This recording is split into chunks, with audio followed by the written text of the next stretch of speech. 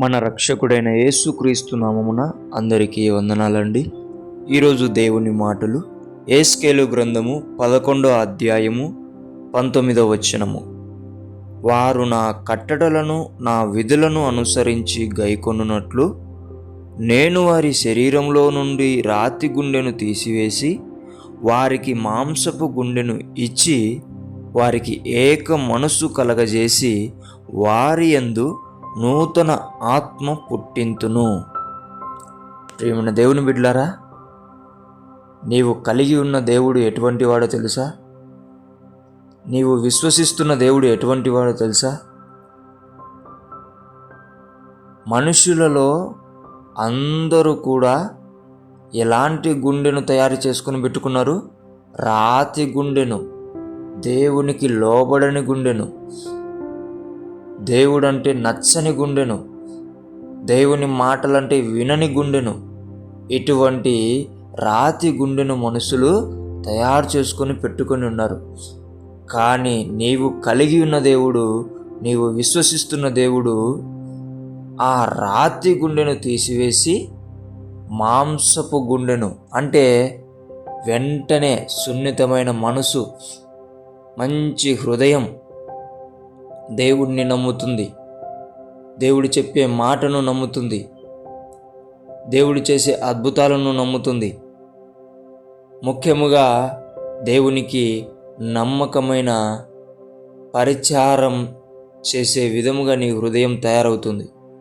అటువంటి హృదయమును, అలాగుననే ఏక మనసు అందరితో, ఆత్మీయులతో, విశ్వాసులతో కలిసిపోయే మనసును, అలాగుననే నూతన ఆత్మ పుట్టింతును. నీవు కలిగి ఉన్న దేవుడు రాతి గుండెను సైతం మాంసపు గుండెలాగా తయారు చేసే దేవుడు కలిగి ఉన్నావని ఒకసారి గుర్తుకు చేసుకో. దేవుని బిడ్డలరా, వాళ్ళు మారరు, వీళ్ళు మారరు, నేను ఎందుకు ప్రార్థన చేయాలని ఎప్పుడు అనుకోవద్దు. రాతి గుండెను సైతం ఏం చేస్తాడు మన దేవుడు? మంచి మాంసపు గుండెను ఇస్తాడు, ఏక మనసు ఇస్తాడు, నూతన ఆత్మ పుట్టిస్తాడు. ఎటువంటి వాడినైనా సరే మార్చగలిగే సజీవుడైన దేవుడు నీవు కలిగి ఉంటున్న దేవుడు, నీవు విశ్వసిస్తున్న దేవుడు. అందుకే దేవుని బిడ్డలారా, ఎవరిని కూడా వదిలిపెట్టుకోకుండా ప్రతి ఒక్కరిని కూడా మీ ప్రార్థనలలో జ్ఞాపకం చేసుకొని వారి జీవితాలు ఆరోగ్యంగా ఉండేటట్లు, వారి జీవితాలు బాగుపడేటట్లు, వారి జీవితాలు కట్టబడేటట్లు, వారి జీవితాలన్నిటినీ కూడా దేవునిలో అంకితం చేసేటట్టు, వారి ఆత్మలన్నీ పరలోకం చేరే విధముగా నీ ప్రార్థన ఎల్లప్పుడూ ఉండాలని దేవుని పేట మనవి చేసుకుంటున్నాను. దేవుడి మాటలను దీవించునుగాక. ప్రార్థించుకుందాం. యేసయ్యా, నీకు వందనాలు నాయనా. నిజం ప్రభువా, వారు మారరు, వీరు మారరు, నేను మారను అని చెప్పేసి అవిశ్వాసపు మాటలతో మేము కృంగిపోతూ ఉంటున్నాము నాయన.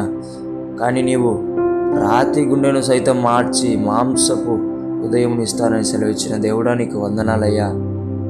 అటువంటి బిడ్డల కోసం మేమందరం ప్రార్థించే విధముగా మాలో కూడా ఇంకా రాతి గుండె ఉందేమో, మాలో కూడా నా తండ్రి నీకు నచ్చని మనసు ఉందేమో, నా తండ్రి యేసయ్యా నీకు లోబడని ఆత్మ ఉందేమో. ప్రభువా, యేసు నామములో మాకు కూడా మాంసపు హృదయమును, లాగుననే ఏక మనస్సును, నూతన ఆత్మ పుట్టించమని యేసు నామములో బ్రతిమాలుకుంటున్నాం తండ్రి. ఆమేన్.